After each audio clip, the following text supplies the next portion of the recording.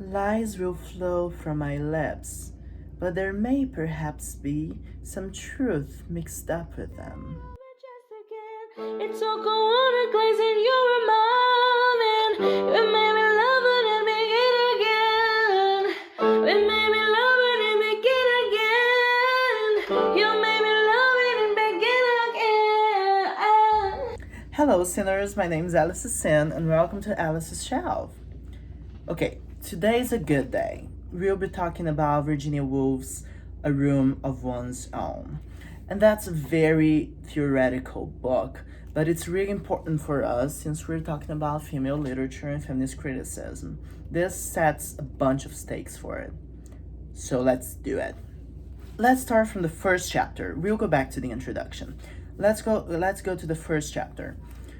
We have this character who can be anyone, it's just a woman, and she is wandering through this college, and she's forbidden of going places, going to libraries, going to whatnot, because she's a woman, and those are male places. So that's the first way Virginia Woolf sets for us the idea that women were exiled from places of knowledge. She writes this book because she was asked to talk about women and fiction. And she starts in a vibe of like, I kind of don't know what I'm doing. I'll just say what I think. And I'll talk about women in fiction. And I'll talk about women who write fiction. And I'll talk about a lot of things. And, well, some may be lies, but I believe to have some truth mixed up with them. So let's look at what she says. She creates this metaphor of a fish that was being watched by a woman. But then the woman has to go to another path because the path the fish was taking was not for women. So she loses sight of that and then she has to go somewhere else. So there's this idea of like, it didn't really matter if women could see the fish, if they could go for it, because the path was blocked. And then she goes to this luncheon and she destroys what is commonly known as writing by doing something that would be known as feminine, which is she doesn't talk about like the philosophical conversations that are happening at the luncheon. She talks about what people were eating, and she says like, "I'll dare to," because that's not how writing's supposed to go, because that's not how men see the world. And that's very important because she creates this whole idea of female literature, understanding that the way men and women see the world is really, really different. So the way they will portray the world in their books is also different. And finally, in this chapter, she points out the fact that her mother never left anything for her because she couldn't have, because there was no opportunity for her to make money. Because the whole argument Virginia Woolf is setting is that in order for one to become a writer, one needs a room of one's own and $500 a year. Let's not focus on how much that is because of the whole conversion, because of time and whatnot. But she means like a salary and a place. And she says that like our mothers, they didn't do that. Remember that she's writing in the beginning of the 20th century. We don't have an inheritance. Our mothers didn't leave us anything. Their fathers did. They have where to drain from. Our mothers were busy being mothers. So motherhood becomes an impediment to the creative mind. So she starts chapter 2 by asking those questions. Why has one sex been prosperous and the other hasn't? And how is wealth connected to the creative writing? And she starts talking about the women men creating literature.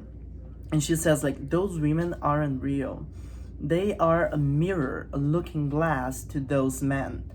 And men are terrified of women, not because women are going to take their place, but because they are frightened that they will. So they have to create an idea that women are inferior beings. And that is throughout a lot of books and throughout our entire literature. And even Shakespeare.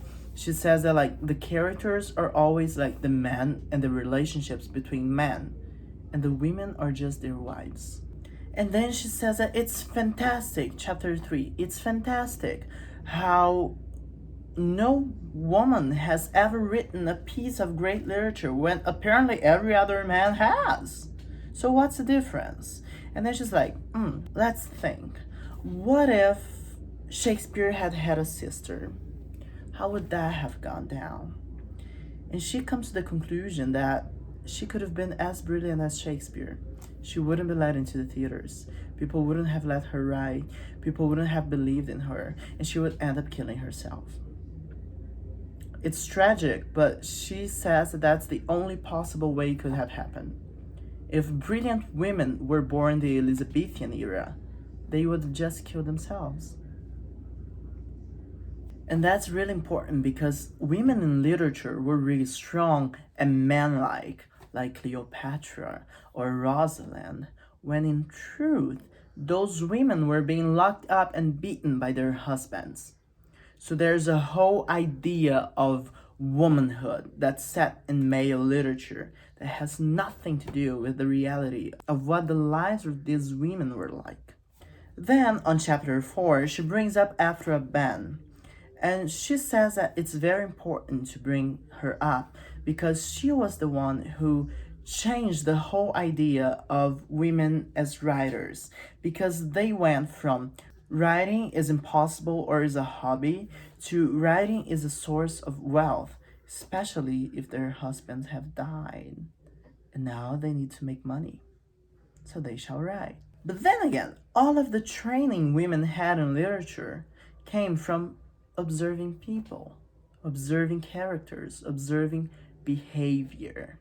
So that's perhaps why the female literature would be more focused on the characters and on the people than on the story, on the plot, because that's the background they have. Even when it comes to critics, they would say, and I quote, "This is an important book," the critic assumes, "because it deals with war.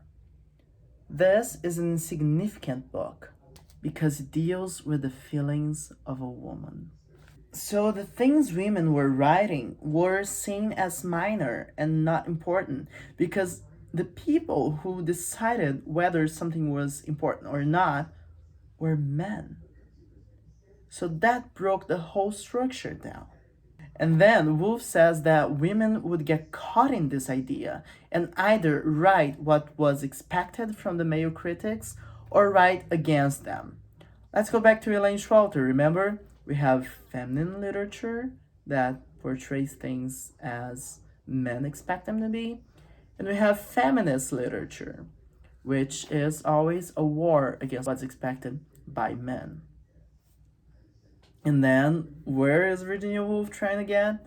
Exactly where Elaine Schwalter got the female literature that is disconnected from the ideas and perspectives of men. Finally, on chapter 5, we have Virginia Woolf saying that women started to write as an art and not as a way of self-expression. So that would be, to Woolf, this step into female literature. Women are now writing not from a place of sex, not from a place of womanhood, but from a place of art. And yes, it has its own characteristics because they have different experiences in the world, but it's pure art.